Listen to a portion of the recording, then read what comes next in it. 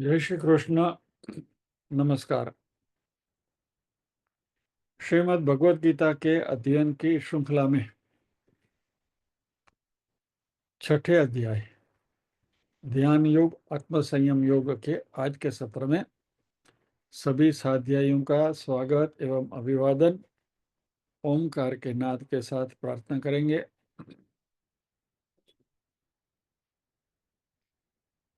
ओम, ओम, ओम, ओम,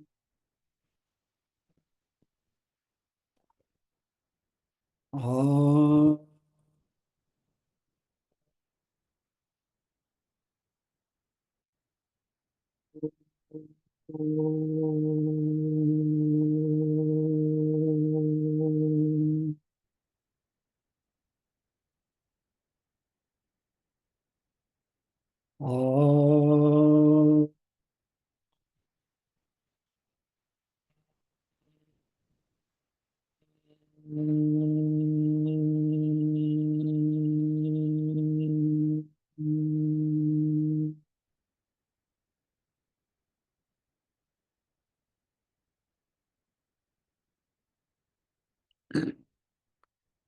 वक्रतुंड महाकाय सूर्यकोटिसमप्रभ निर्विघ्नं कुरु मे देव सर्वकार्येषु सर्वदा।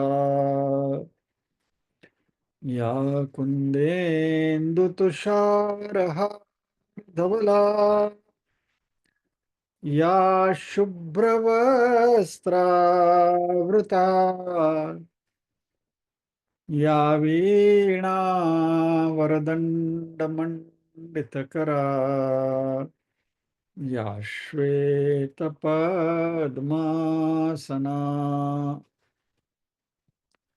या ब्रह्माच्युतशङ्करप्रभृतिभिर्देवैः सदा वन्दिता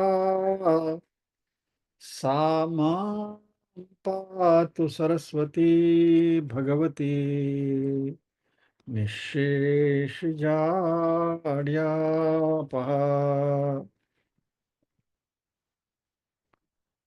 वसुदेवसुतं देवं कंसचाणूरमर्दनम् देवकी परमानन्दं कृष्णं वन्दे जगद्गुरुम्। ॐ सहनाववतु सहनौ भुनक्तु सह वीर्यं करवावहै तेजस्विनावधीतमस्तु मा विद्विषावहै। ॐ शान्ति शान्ति शान्तिः। यत्र योगेश्वर कृष्णो यत्र पार्थो धनुर्धरः तत्र श्रीविजयो भूतिर्ध्रुवा नीतिर्मतिर्मम।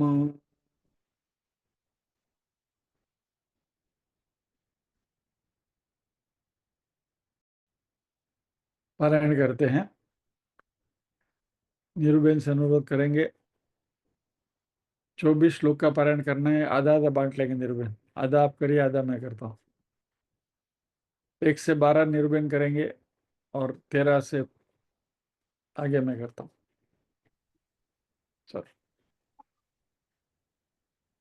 ओम श्री परमात्मने नमः।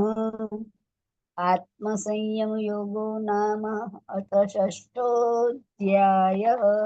श्री भगवानुवाच अनाश्रितः कर्मफलं कार्यं कर्म करोति यः स सन्न्यासी च योगी च न निरग्निर्न चाक्रियः यं सन्न्यासमिति प्राहुर्योगं तं विद्धि पाण्डव।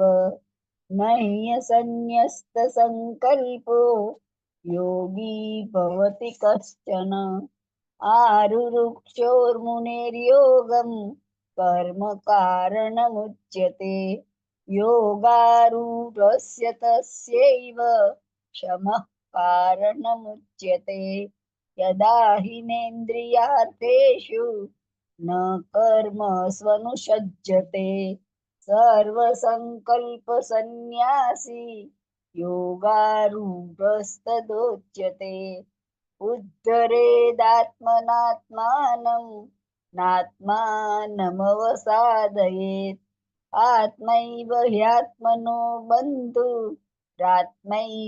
रिपुरात्मनः। बन्धुरात्मात्मनस्तस्य येनात्मैवात्मना जितः। अनात्मनस्तु शत्रुत्वे वर्तेतात्मैव शत्रुवत्। जितात्मनः प्रशान्तस्य परमात्मा समाहितः। शीतोष्णसुखदुःखेषु तथा मानापमानयोः ज्ञानविज्ञानतृप्तात्मा कूटस्थो विजितेन्द्रियः। युक्त इत्युच्यते योगी समलोष्टाश्मकाञ्चनः। सुहृन्मित्रार्युदासीन मध्यस्थद्वेष्य बन्धुषु। साधुष्वपि च पापेषु समबुद्धिर्विशिष्यते। योगी युञ्जीत सतत मात्मानं रहसि स्थितः। एकाकीयत चित्तात्मा निराशिरपरिग्रहः।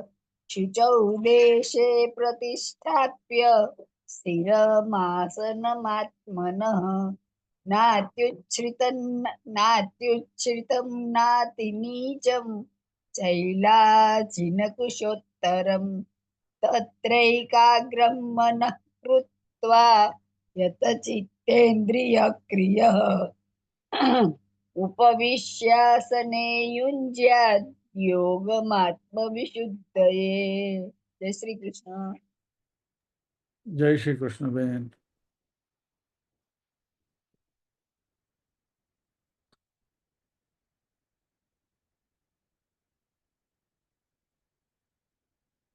समं कायशिरो ग्रीवं धारयन्नचलं स्थिरः सम्प्रेक्ष्य नासिकाग्रं स्वं दिशश्चानवलोकयन् प्रशान्तात्मा विगतभिर्ब्रह्मचारिव्रते स्थितः मनः संयम्य मच्चित्तो युक्त आसीत मत्परः युञ्जन्नेवं सदात्मानं योगी नियतमानसः शान्तिं निर्वाणपरमां मत्संस्थामधिगच्छति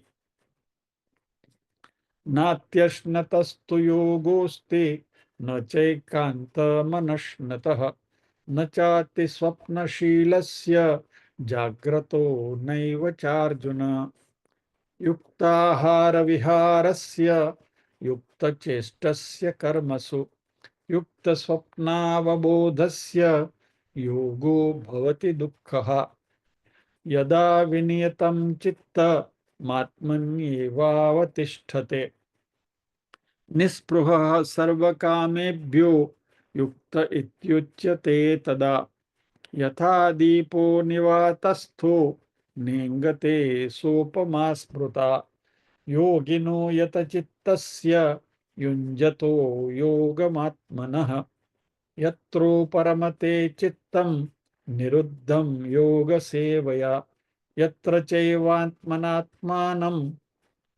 पश्यन्नात्मनि तुष्यति सुखमात्यन्तिकं यत्तद् बुद्धिग्राह्यमतीन्द्रियं वेत्ति यत्र न चैवायं स्थितश्चलति तत्त्वतः यं लब्ध्वा चापरं लाभं मन्यते नाधिकं ततः यस्मिन् स्थितो न दुःखेन गुरुणापि विचाल्यते न विद्यात् दुःखसंयोग वियोगं योगसंज्ञितं स निश्चयेन कर्तव्यो योगो निर्विण्ण चेतसा संकल्प प्रभवान कामांस त्यक्त्वा सर्वान् शेषतः मनसेवेन्द्रियग्रामं विनियम्य समन्ततः।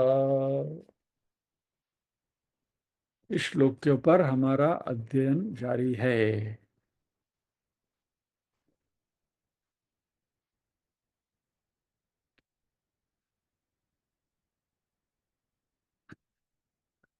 संकल्प प्रभवान कामान त्यक्त्वा सर्वान अशेषतः।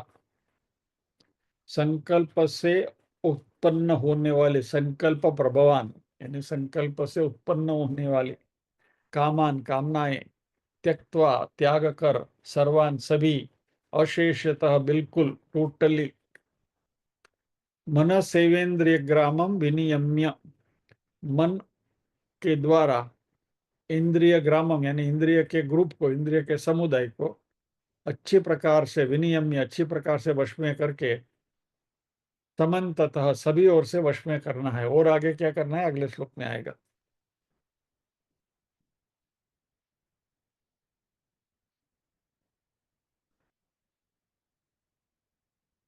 संकल्प प्रभवान कामान,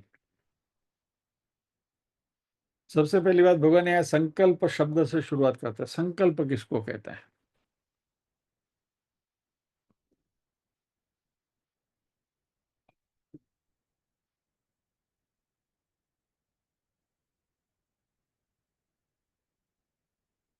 विषयों के संपर्क से,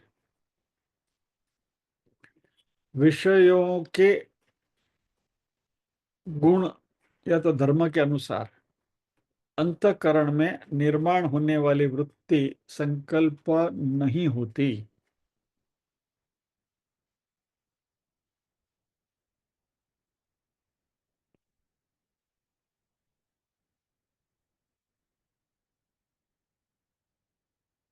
let us start with the beginning. पहले तो हम वृत्ति को डिफाइन करेंगे।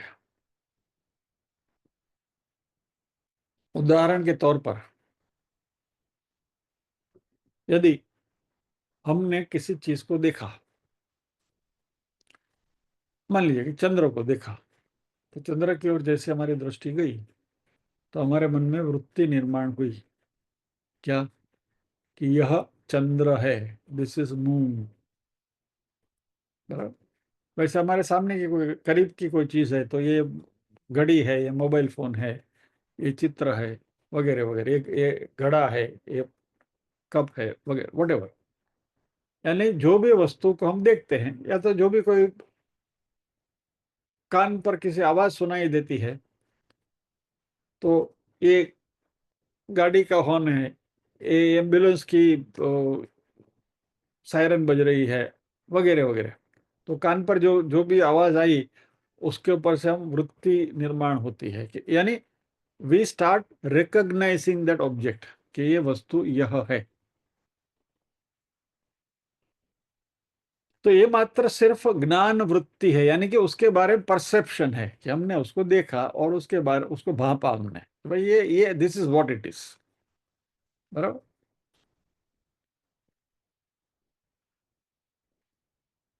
सामने बैठे तो भाई ये विनायक भाई हैं, तो ये वृत्ति निर्माण हुई, ये विनायक भाई है, बस दैट्स इट।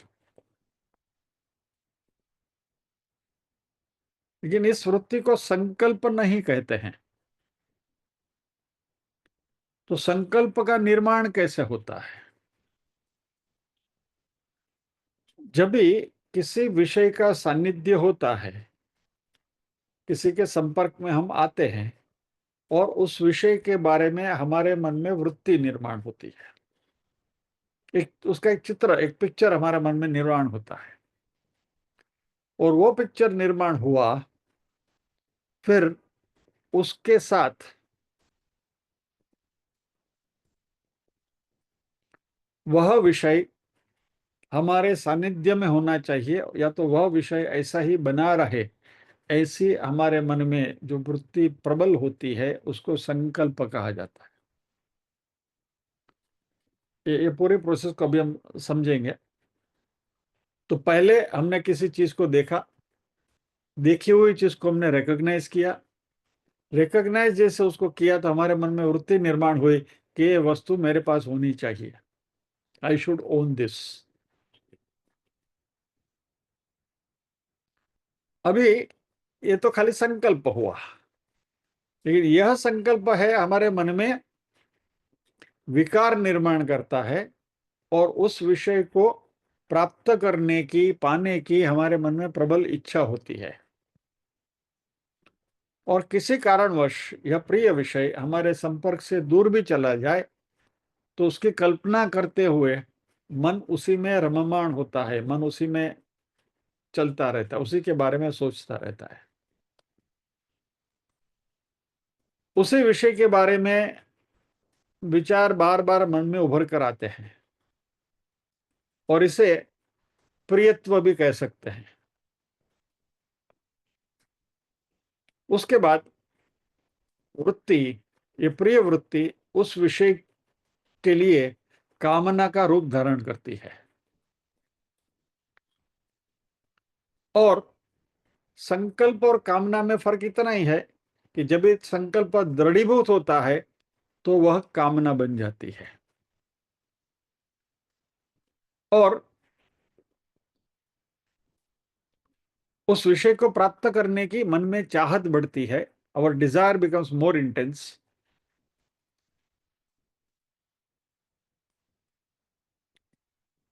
चलो इसको एक छोटे से उदाहरण से हम समझने की कोशिश करें। हमारी गधा पचीसी के दिनों में हम चले जाते हैं, कॉलेज के समय की।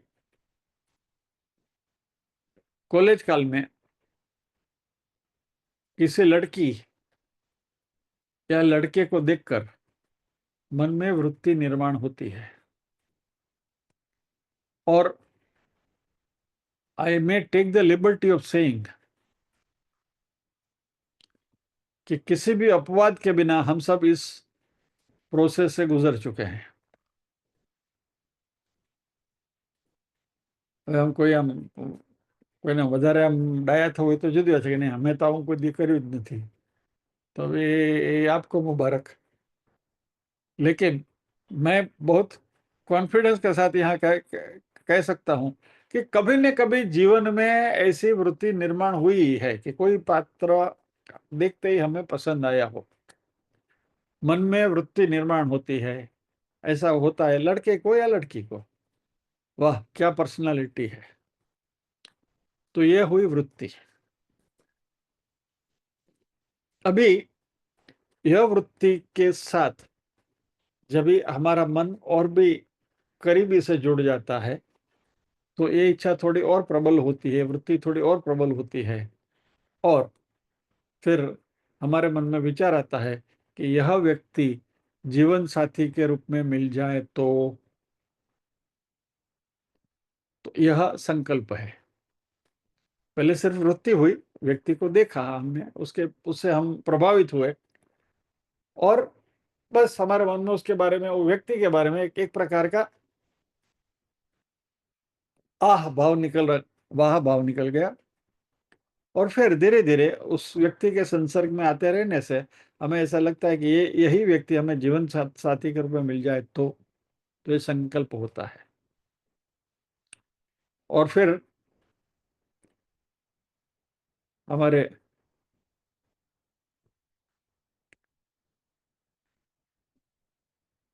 गधा पचीसी के दौर शुरू हो जाते हैं, और हम गाने लगते हैं, तुमको जो हो पसंद वही बात करेंगे, तुम दिन को अगर रात कहो रात कहेंगे, जो तुमको हो पसंद वही बात करेंगे। ये संकल्प है। ये संकल्प और दृढ़ीभूत होते होते मन में विकार पैदा करता है, और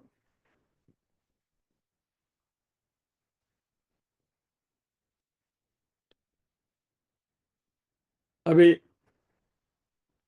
सभी तो ऐसे खुशनसीब नहीं होते हैं कि जहां मन लग गया वहां उसके साथ जीवन भी जुड़ गया। ऐसे बहुत रेयर केसेस होते हैं। और फाइनली एक स्थिति ऐसी आती है, चांद मिलता नहीं सबको संसार में, है दिया ही बहुत रोशनी के लिए, छोड़ दे सारी दुनिया किसी के लिए। बराबर है? तो हम फिर वहां सेटल हो जाते हैं। लेकिन फिर भी वो चाहत बनी रहती है, वो कामना है, संकल्प है, कामना निर्माण हुई है। लेकिन फिर भी ये कुछ ऐसी स्थिति होती है,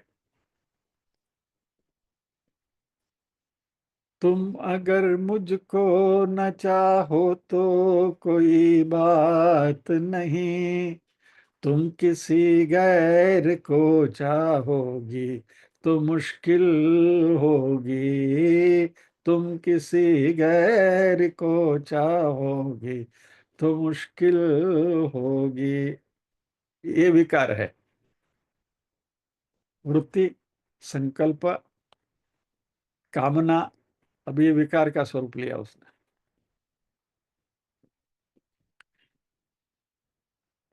फिर फाइनली ये भी हो गया, और हमारे प्रिय पात्र का जहाँ उनके प्रारब्ध में लिखा था उसके साथ वो जुड़ गए, हम भी हमारे प्रारब्ध के हिसाब से हमारे पात्र के साथ जुड़ गए। परिस्थिति आ गई, 5 7 10 साल के बाद उसी व्यक्ति से मिलना हुआ। और उस व्यक्ति जब भी हमें सामने मिलती है, साथ में छोटा सा बालक होता है और कहती है, बेटा मामा ने जय श्री कृष्ण करो। बराबर? और फिर हम भी हमारे मन को मना लेते हैं, जिस दिल में बसा था प्यार तेरा, उस दिल को कभी का तोड़ दिया है, तोड़ दिया। बदनाम ना होने देंगे तुझे, तेरा नाम ही लेना छोड़ दिया है, छोड़ दिया। जिस दिल में बसा था प्यार तेरा। इसमें से बहुत सारे तबकों से गुजर चुके हैं, प्रत्यक्ष रूप में, परोक्ष रूप में। आपका तो पता नहीं, मैं तो मेरी बात कर रहा हूं।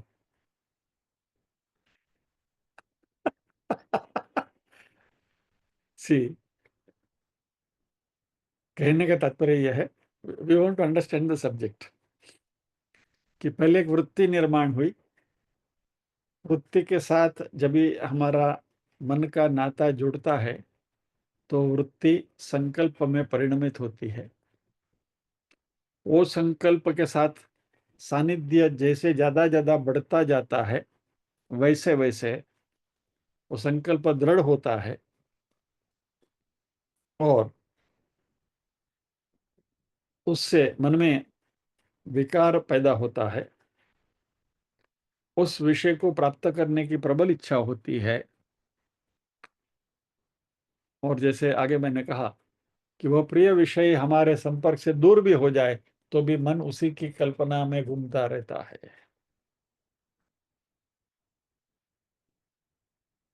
और फिर ये संकल्प कामना का रूप धारण करती है। उस कामना के कारण विषय को प्राप्त करने की चाहत बढ़ती है। यदि वो चाहत फॉर्चुनेटली ज्यादा दृढ़ीभूत नहीं हुई तो उसे फिर पूरा करने की हम जरूरत नहीं समझते हैं। फिर वो जिस दिल में बसा था प्यार तेरा, उस दिल को कभी का तोड़ दिया वाली स्टेज पर हम आ जाते हैं कि भाई चलो अभी let us take the situation into our STRIDE.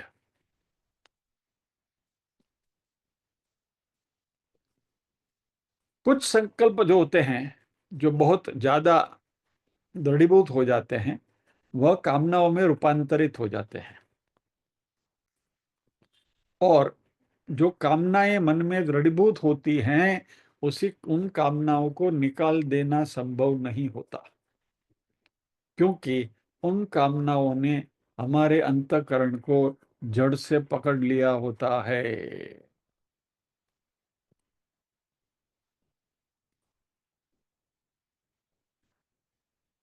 Example के तौर पर,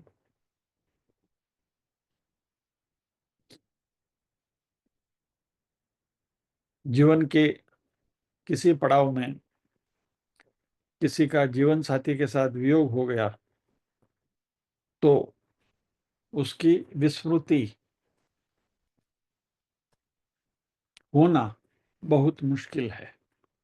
वो मन में, अंतःकरण में वो बनी रहती है।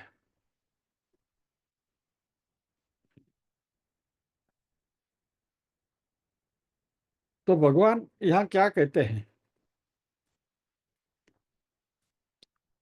कि यह जो कामनाएं हैं, दृढ़ीभूत हुई कामनाएं हैं, वह हमें बहिर्मुख बनाकर जीवन में कई कर्म करने के लिए प्रवृत्त करती हैं। तो इसलिए यहाँ भगवान संकल्पों को त्याग करने के ऊपर जितना जोर नहीं दे रहे हैं, उससे ज्यादा जोर कामनाओं के त्याग के ऊपर दे रहे हैं। श्लोक को जरा एक बार दोबारा नजर डाल दें।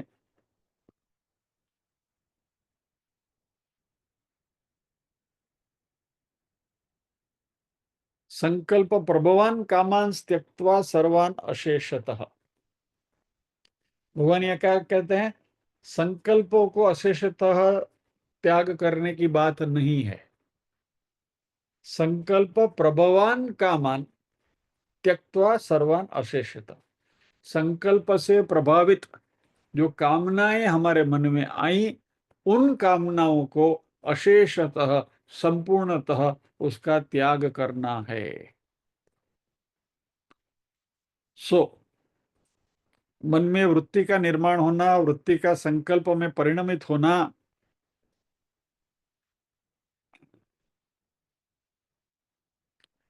उससे कुछ विकार भी आ गए, विषय को प्राप्त करने की भी इच्छा हुई, लेकिन वह इच्छा, वह संकल्प, वह वृत्ति यदि दृढ़ हो गई तो वो कामना बन जाती है। और भगवान कहते हैं कि जब भी हम इस स्टेज पर आते हैं, तभी हमें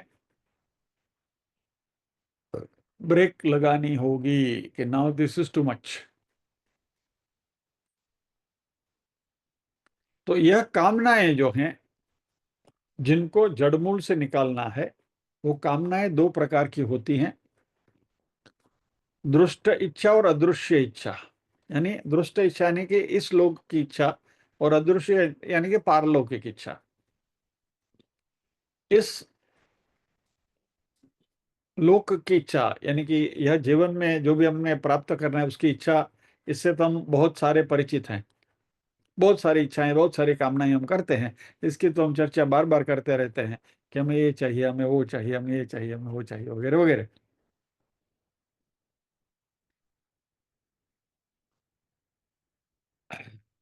वैसे पारलौकिक इच्छा भी होती है। किसी को स्वर्ग की प्राप्त करने की इच्छा होती है, क्या कुंभ मेला में जाकर डुबकी लगा कर आएंगे तो स्वर्ग मिल जाएगा, या तो वगैरह वगैरह।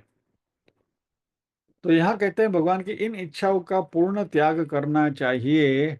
और ये करने के लिए जो साधक है, उसने अपने विवेक बुद्धि का उपयोग करना चाहिए, और उस विवेक की सहायता लेकर सभी विषयों का असली स्वरूप और उसकी मर्यादाएं जानना जरूरी समझा जाता है। और हमारे शास्त्र कहते हैं कि इस जगत में, इस संसार में, इस भौतिक संसार में जो भी कुछ हमें उपलब्ध होता है, वह अनित्य है, वो दुखदाई है, वो बंधन करने बांधने वाला है, और वो मिथ्या है। अनित्य तो हमें मालूम है, nothing is permanent in this world. कुछ भी चीज परमानेंट नहीं है, जो आने वाली है वो जाती ही है। दुखदायक भी है, मान लीजिए कि वो आए तभी सुख मिला, तो जब क्योंकि अनित्य है इसलिए आया है, तो जाने वाला तो है ही। तो जब भी आते हैं तो दुख देता है, तो जब भी सुख देता है तो जाता है तभी दुख भी देगा। तो दुख देने वाले। और जब तक उसके साथ हमारा सान्निध्य रहता है, तब तक हम बंधन भी महसूस करते हैं। We feel infatuated by that desire. और at the end of the day, इस संसार में जो भी कुछ है, सत्य तो कुछ है ही नहीं, मिथ्या ही है सब कुछ। रज्जु में जैसे सर्प दिखता है, वैसा निरर्थक है। अर्थम अनर्थम भावय नित्यम, यानी ये सभी को यदि मिथ्या हम समझने लगे, हमारी विवेक बुद्धि का प्रयोग करते हुए यदि हम, if we come to terms with the situation कि सभी चीजें बेकार हैं, इसके साथ ज्यादा ममत्व रखना, यह हमारी आध्यात्मिक प्रगति में बाधा रूपी है। अथवा तो नास्ति ततः सुखलेशः सत्यम, उसमें लेश मात्र भी सुख नहीं है। ये बात जान लेना चाहिए। तो विषय कितना भी सुंदर हो, मोहक हो, मनमोहक हो, लेकिन उसमें सुख या तो आनंद नहीं है, इसकी हमें हमेशा उसका स्मरण रहना चाहिए। और ये मन को eight the end of the day, मन में क्लेश ही उत्पन्न होता है, मन चिंताग्रस्त होता है। और विषयों की प्राप्ति होने पर भी मनुष्य को सुख से जीने तो नहीं देते। मान लीजिए कि पहले जो सिचुएशन ने डिस्क्राइब करी, उसमें जो कुछ बहुत कम परसेंटेज वाले लोग जीवन साथी के रूप में पा भी लेते हैं, तो फिर उनका भी जीवन संपूर्ण सुखमय होगा, उसकी कोई गारंटी नहीं है। आज के जमाने में तो कहा जाता है कि love at first sight and diverse at first fight. तो यह विषयों की प्राप्ति होने पर भी सुख मिलेगा ही, उसकी कोई गारंटी नहीं है। तो जो भी विषय प्रथमदर्शी हमें सुखदायक लगता है, अंततः उसमें कहीं ना कहीं दुख छुपा हुआ है। इसलिए हमारे शास्त्रों ने कहा है, विषयान विषवत त्यज, विषयों को विष की तरह उसका त्याग करो।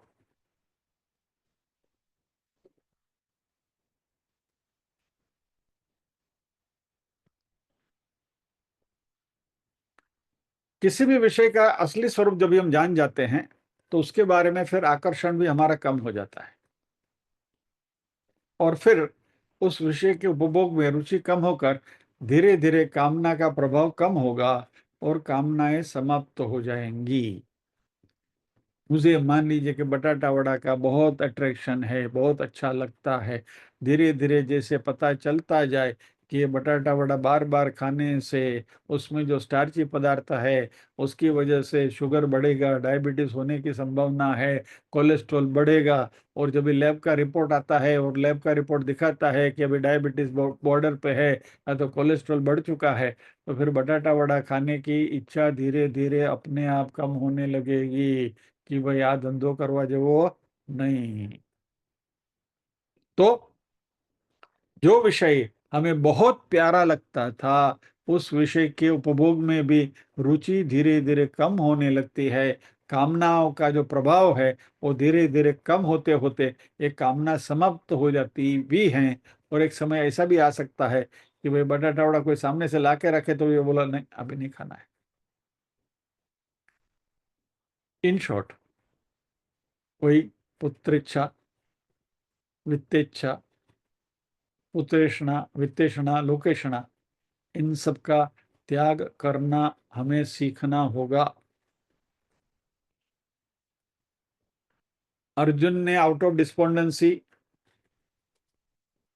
विषाद में आकर पहले अध्याय के 32वें श्लोक में कहा था, न कांक्षे विजयम कृष्ण न च राज्यम सुखानि च किम नो राज्य न गोविंद किम भोगेर जीवित। इस राज को मैं करूंगा क्या है, इसको जीत कर मुझे क्या मिलेगा। स्मशान वैराग्य था।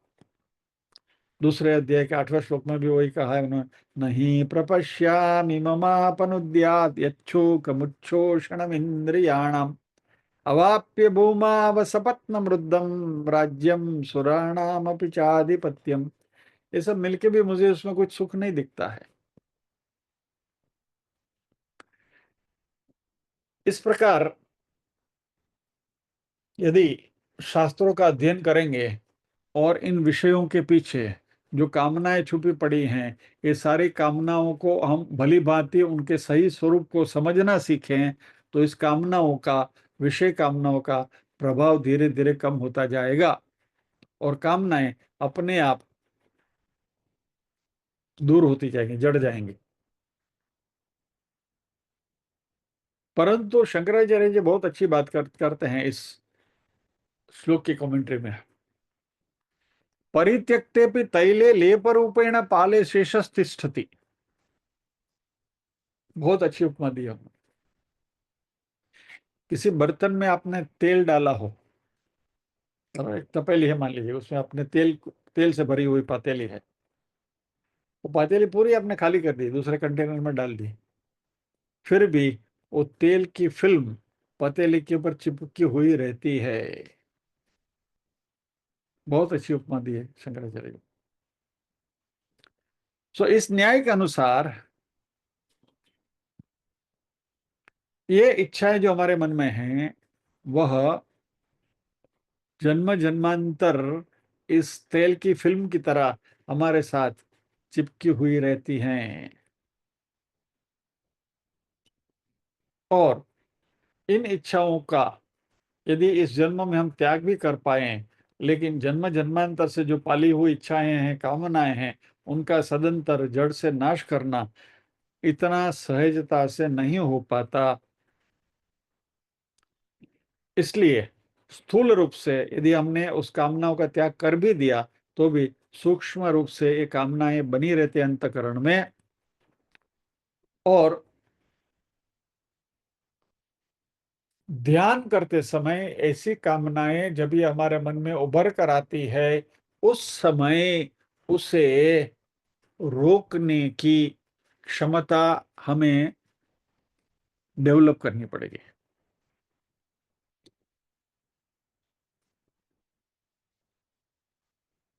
संसार में रहते हैं, कामनाएं होती ही हैं, उपभोग भी संसार के पदार्थों का हम करते हैं। वो करते करते हमें सभी कामनाओं का संपूर्ण त्याग करना चाहिए, और शेष मात्रा में भी ये कामना नहीं रहनी चाहिए, इसलिए अशेषतः शब्द का प्रयोग किया है। क्योंकि यह कामनाएं साधना में अनेक प्रकार के प्रतिबंध निर्माण करती हैं। दूसरे अध्याय के 60वें श्लोक में भी कहा है भगवान ने, यततो हि पिकन्तेय पुरुषस्य विपश्चितः इंद्रियाणि प्रमाथीनि हरन्ति प्रसभम मन। हे अर्जुन, ये इंद्रियां ऐसी हैं जो जबरदस्ती से मन को हाईजेक करके लेकर जाती हैं। इंद्रियाणि ही चरताम यन्मनोनुविधीयते तदस्य हरति प्रज्ञां वायुर्नाव विमांबसी। दूसरे अध्याय का 67वां श्लोक, जैसे नाव में सुकान रहित जो नाव है, उसको तेज हवा कहीं से कहीं घसीट कर लेकर जाती है और नाव को डुबो देती है, उस प्रकार ये जो सारी कामनाएं हैं, भोग वासनाएं हैं, वो उभर कर आती हैं और मनुष्य की बुद्धि का संपूर्ण नाश करती हैं। और जब ये ऐसा प्रसंग होता है, हम दोष दूसरों को देते हैं, नहीं नहीं मैंने तो बहुत संभाला था, लेकिन वो उसने ऐसा किया ना, इसलिए फिर परिस्थिति ऐसी हो गई। दोष बाहर नहीं होता, दोष हमारे अंदर ही होता है, मन में ही होता है। इसलिए समाधि के प्रयोग का आरंभ करने से पहले हम अभी धारणा ध्यान से आगे बढ़कर समाधि की ओर जा रहे हैं। ध्यान ध्यान से भी अगला स्टेज,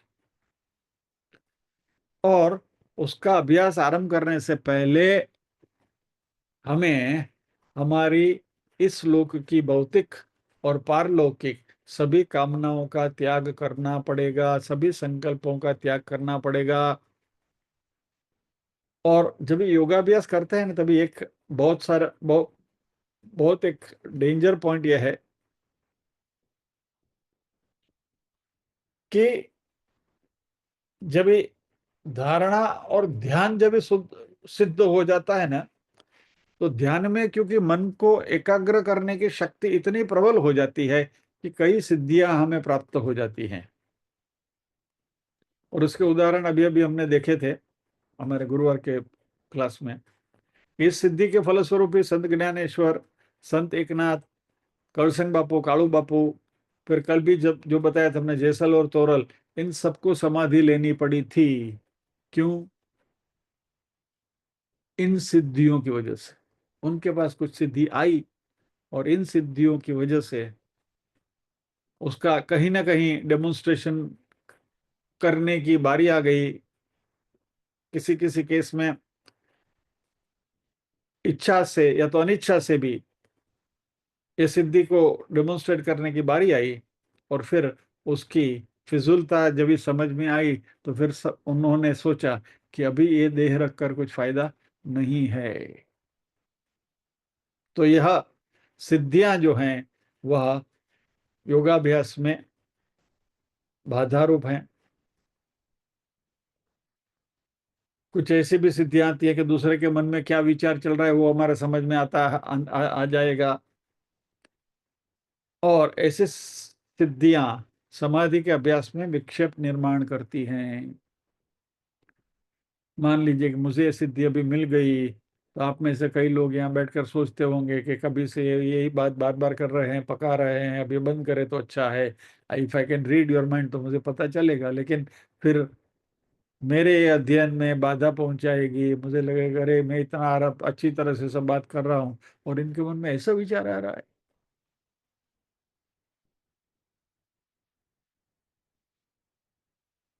लेकिन अभी ये परोसने का उपक्रम लेके बैठे तो पकाना भी पड़ेगा।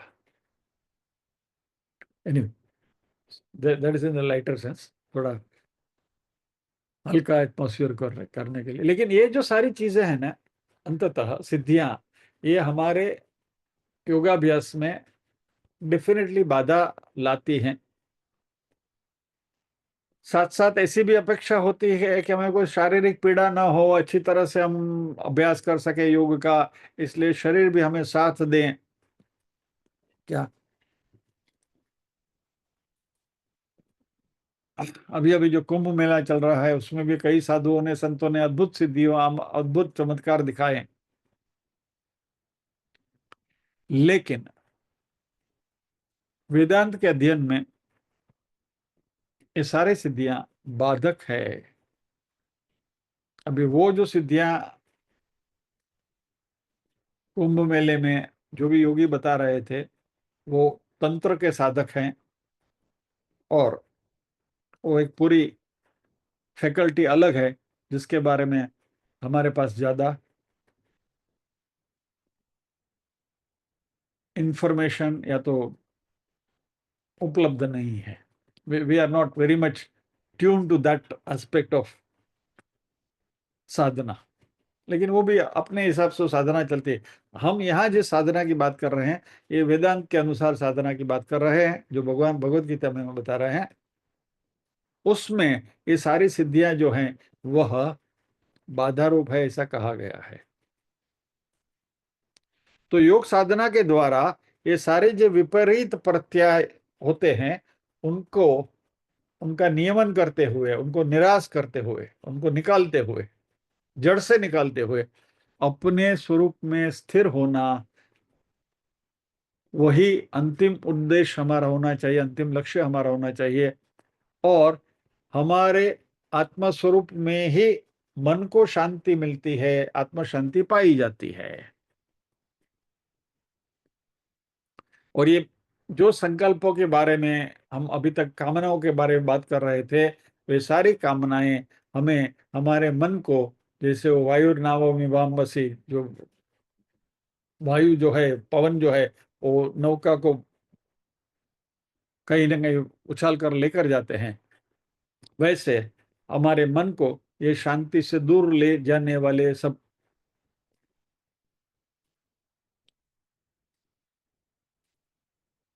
परिबल हैं। मन इन अशांतियों से बहिर्मुख बनता है। और हालांकि जब भी हम साधना करते हैं तभी मन को अंतर्मुख रखना है। इसलिए यहाँ सभी कामनाओं का, सभी संकल्पों का त्याग करने के लिए कहा गया है। तो यह साधना जब भी शुरू करते हैं तो उससे पहले साधक ने साधन चतुष्टय संपत्ति को बराबर बराबर आत्मसात कर लेनी चाहिए। सभी इंद्रियों के ऊपर नियमन करना चाहिए, यम नियम वगैरह, और सदाचार और धर्माचरण में उनको प्रवृत्त करना चाहिए। और हमारे जो नित्य नैमित्तिक कर्म जो हैं, जिसमें हम ईश्वर की पूजा करते हैं, अर्चना करते हैं, निष्काम भाव से सेवा करते हैं, वह करेंगे तो हमारे मन में छिपे हुए जो राग द्वेष है उनका निर्मूलन धीरे धीरे, उसका प्रभाव कम होते जाता है, चित्त शुद्धि प्राप्त होती है और मन सत्वगुण प्रधान बनता है, शुद्ध बनता है। और क्योंकि मन शुद्ध बनता है, इसलिए यह मन विषयों में से अपना जो फोकस है उसको हटाकर, बहिर्मुखी जो थे वो अपना फोकस बाहर से हटाकर अंतर्मुखी बनता है। और फिर हमें पहले जो बताया था वैसे जनसंपर्क का त्याग करके एकांत स्थान में जाकर साधना करनी चाहिए। और एकांत में साधना करते समय भी मन के द्वारा सभी इंद्रियों पर नियमन तो होना ही जरूरी है।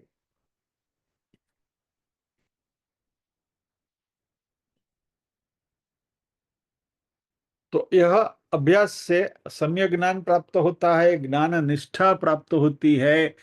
और ज्ञान निष्ठा प्राप्त होती है तो हमें ज्ञान की परिभाषा समझ में आती है, और यही धीरे धीरे हमें मोक्ष की स्थिति को अवगत कराती है। अन्य किसी भी साधना से मोक्ष की प्राप्ति नहीं होती, इस बात को दृढ़ता पूर्वक माने। और इन सारी कामनाओं को, इस सारे संकल्पों को हटाकर शुद्ध मन से विवेक बुद्धि के साथ जुड़े हुए मन को ज्ञानेन्द्रिया और कर्मेंद्रियों के ऊपर नियमन करते हुए, यानी कि इंद्रियां जो है उनको अपने अपने जो बाहरी व्यापार है, संसर्ग जो है, उनसे हटाकर उनको अपने अपने गोलक में जाकर बिठा देने का। अब ये जो आंख हमारी इंद्री है, आंख बाहर बहिर्मुखी है, बाहर का देखती है। अभी आंख को अपने गोलक में बिठाना यानी क्या, कि हमारे अंदर ये जो दृष्टि की परसीव करने की जो सेंसिटिव पॉइंट है, आंख को लेकर उस पॉइंट पर जाकर बिठा देने का, यानी ताकि वहां से हटेगा नहीं, फिर वो बाहर नहीं देखेगा।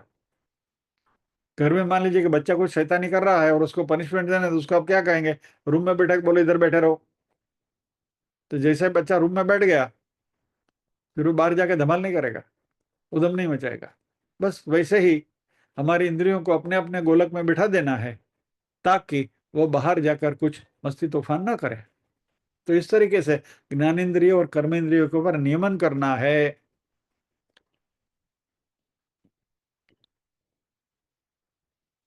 और इस तरीके से मन का शरीर और इंद्रियों से बना हुआ जो तादात्म्य है, वह जैसे जैसे छूट जाता है, तो हमारा शरीर, हमारी इंद्रियां, ये सब स्वस्थ हो जाते हैं, शांत हो जाते हैं। और इस तरह धीरे धीरे धीरे धीरे राइट फ्रॉम संकल्प के स्टेज से लेकर वृत्ति से लेकर, वृत्ति से संकल्प, संकल्प से उद्रीभूत होता है कामना, और कामनाओं से मन को धीरे धीरे हटा लेना है। और इस तरीके से इंद्रियां शांत हो गई, मन भी शांत हो गया। नाउ बाहर की ओर हमारी कोई दृष्टि नहीं है, हमारा पूरा पूरा फोकस हमारे भीतर है, आत्मा के साथ अनुसंधान है, और आत्मा ज्योति है, उसी को हम अंदर से देख रहे होते हैं। और ऐसे शांत मन होने के बाद क्या करना चाहिए? अगले शुक्रवार को क्लास में आना चाहिए। ये श्लोक जो है भगवान ने आधा ही छोड़ा है। देखिए, दोबारा एक बार देख लेते हैं, quickly will go through that.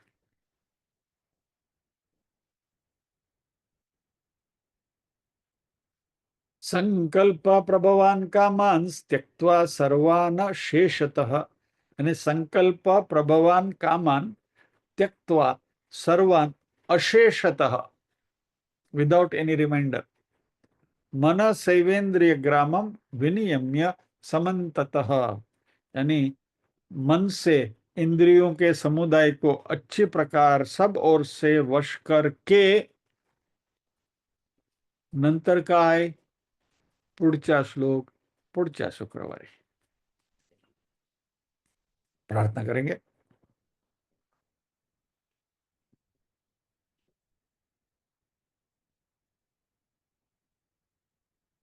ओम असतो मा सद्गमय, तमसो मा ज्योतिर्गमय, मृत्योर्मा अमृतंगमय। सर्वेषां स्वस्तिर्भवतु, सर्वेषां शान्तिर्भवतु, सर्वेषां मंगलं भवतु, सर्वेषां पूर्णं भवतु। लोका समस्ताः सुखिनो भवन्तु, लोका समस्ताः सुखिनो भवन्तु। नाहं कर्ता हरिः कर्ता, हरिः कर्ता हि केवलम्। ओम शांति शांति शांति ही। सभी के हृदय कमल में विराजमान परम कृपालु परमात्मा को वंदन करते हुए आज के सत्र को विराम देते हैं। अगले शुक्रवार फिर मिलेंगे अगले श्लोक के साथ। लेकिन जाने से पहले एक बात आपसे कर दूं कि आज के सत्र में जितने भी गानों का जिक्र किया है, सूफी संप्रदाय में कहते हैं कि परमेश्वर की आराधना प्रियतमा के रूप में भी की जाती है, और परमेश्वर को अपनी प्रियतमा के रूप में देखते हुए ये गाने गाने की कोशिश करो और उसके आनंद की भी उपलब्धि करके देखो, जो मैं कर रहा हूँ।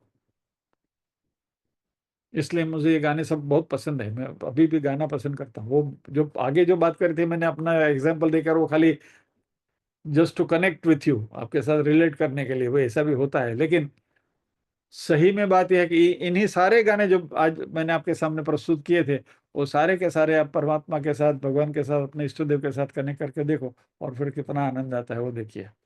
मैं तो उसका आनंद ले रहा हूँ। आपको मिले तो मुबारक हो। जय श्री कृष्ण।